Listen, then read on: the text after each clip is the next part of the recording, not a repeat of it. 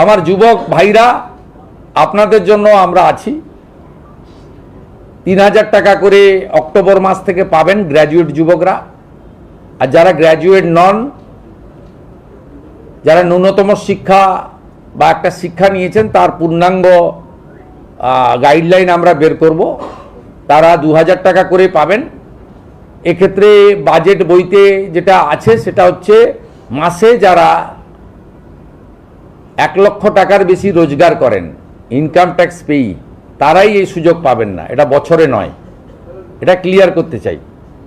অর্থাৎ যাদের পরিবার মাসে 1 লক্ষ টাকা করে রোজগার করেন, তারা তো ইনকাম ট্যাক্স ছাড় আছে আপ টু 1 লাখ। 1 লাখের উপরে ইনকাম ট্যাক্স দিতে হয়। আপনারাও আমাদের সঙ্গে একমত হবেন, 1 লক্ষ টাকা যে পরিবারের রোজগার আছে তার নিশ্চয়ই এই ভরসা স্কিম নেওয়ার দরকার হবে না।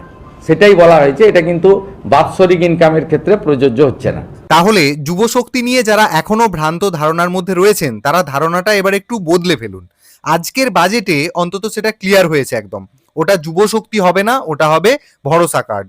যেটা শুনলেন, তাহলে 3000 টাকা দেওয়া হবে গ্র্যাজুয়েট বেকার যুবক যুবতীদেরকে এবং 2000 টাকা দেওয়া হবে অন্যান্যদেরকে যাদের গ্র্যাজুয়েশন নেই। এবার একবার দেখে নেব যে বাজেটের প্রতিলিপিতে ঠিক কি বলা হয়েছে এ সম্পর্কে।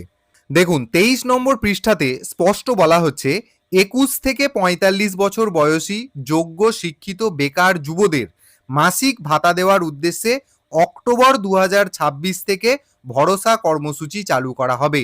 তাহলে বয়সটা কি? 21 থেকে 45 বছর বয়সী যোগ্য শিক্ষিত বেকার যুবক যুবতী যারা রয়েছেন, তাদের প্রতি মাসে একটা ভাতা দেওয়া হবে, যেটা চালু করা হবে আগামী 1 অক্টোবর 2026 থেকে, যার নাম দেওয়া হয়েছে ভরসা কর্মসূচি।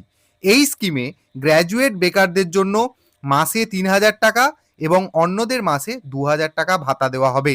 এই যে কর্মসূচি, যে সকল পরিবারের আয় বছরে 1 লাখ টাকার কম, এই যেখানে বছরে 1 লাখ টাকার কম কথা বলা হয়েছে, এই জায়গাটায় মুখ্যমন্ত্রী রেকটিফাই করে দিয়েছেন।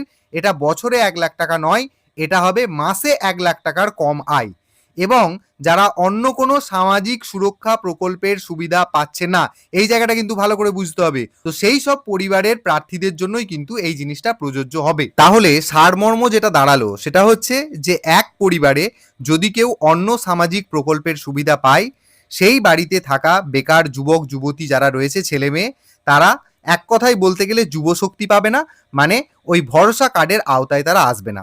মানে যেমনটা ধরুন অন্নপূর্ণা যোজনা বা বাবা কৃষক বন্ধু বা পিএম কিষাণ পায়, তাহলে সেক্ষেত্রে সেই পরিবারের ছেলে বা মেয়ে, তিনি কিন্তু এই ভরসা কার্ডের আওতায় আসবেন না বা যুবশক্তি পাবে না। এটা হচ্ছে মূল ব্যাপার। এরপর পরবর্তীতে কারা স্পেশালি পাবেন, কারা পাবেন না, কিভাবে পাবেন, কোথায় আবেদন করবেন, সেই সমস্ত কিছু গাইডলাইনের জন্য আপনাদেরকে জাস্ট একটু অপেক্ষা করতে হবে। আর গাইডলাইন এলেই সেটা আমি আপনাদের সাথে শেয়ার করব। ততক্ষণ পর্যন্ত এই নতুন চালু হওয়া ভরসা কার্ড ওরফে যুবশক্তি, সেই সম্পর্কে যারা জানেন না, তাদের সাথে অবশ্যই ভিডিওটি শেয়ার করুন এবং আপনারা যারা আমার চ্যানেলে নতুন, তারা চ্যানেলটিকে সাবস্ক্রাইব করে নিতে ভুলবেন না।